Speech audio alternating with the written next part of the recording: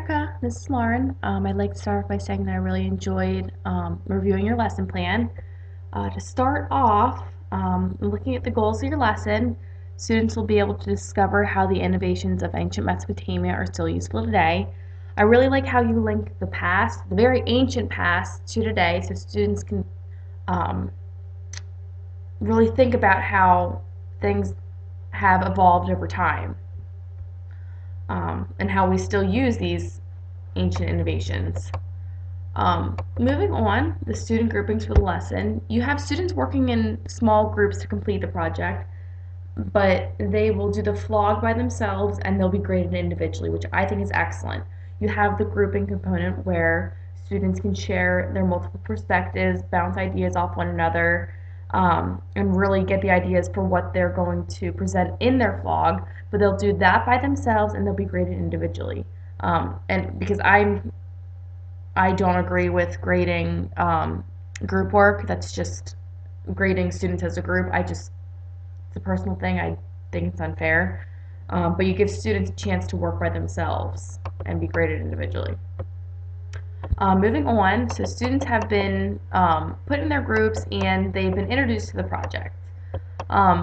Before they get into that, they will do an opening lesson where they'll take a very current innovation, the phone, and brainstorm how it's benefited their lives today and how the world would be different if the phone was never invented.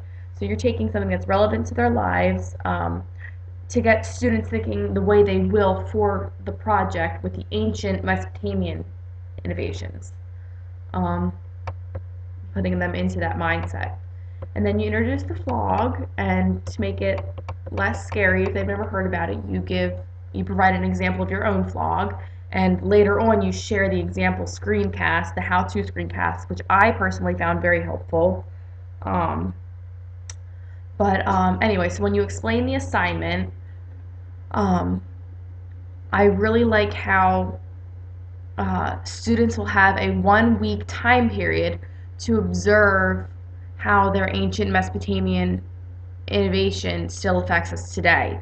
So they have a decent enough amount of time to consider all of these questions instead of just coming back the next day with a list of brainstormed ideas. You really let it sink in so students can consider it, consider these things, possibly even when they're using it, depending on what it is. Moving on, there's a screencast. I love that.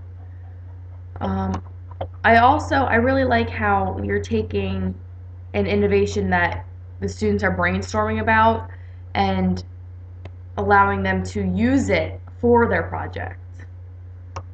I like how for the permission forms you give 4 different options for the flog assignment. So they can have full access to this at home, they can have access but with some of your help, or if parents are totally against it, you'll give them an alternate assignment. I am curious as to what you would have the students do if their parents decide that they are not comfortable with the student completing the flog by themselves at all. But that's, just another question. I'd just be curious.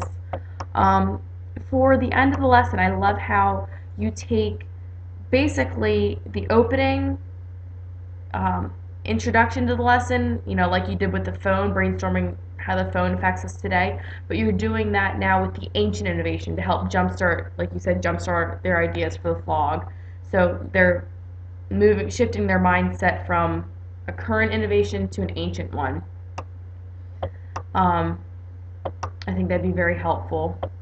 And okay, so for the flog rubric, I think it's solid. There's some great critical questions that students have to consider for their project, as far as how this innovation relates to their own lives, how they've noticed over the past week, how the world will be different. I just think that there's some great critical questions that students will really have to think about. So overall, I think this was an excellent project. I was a little confused initially with the link between the phone today and the ancient innovations, but I had to really put the links together. So I think it's wonderful, and I really enjoyed it.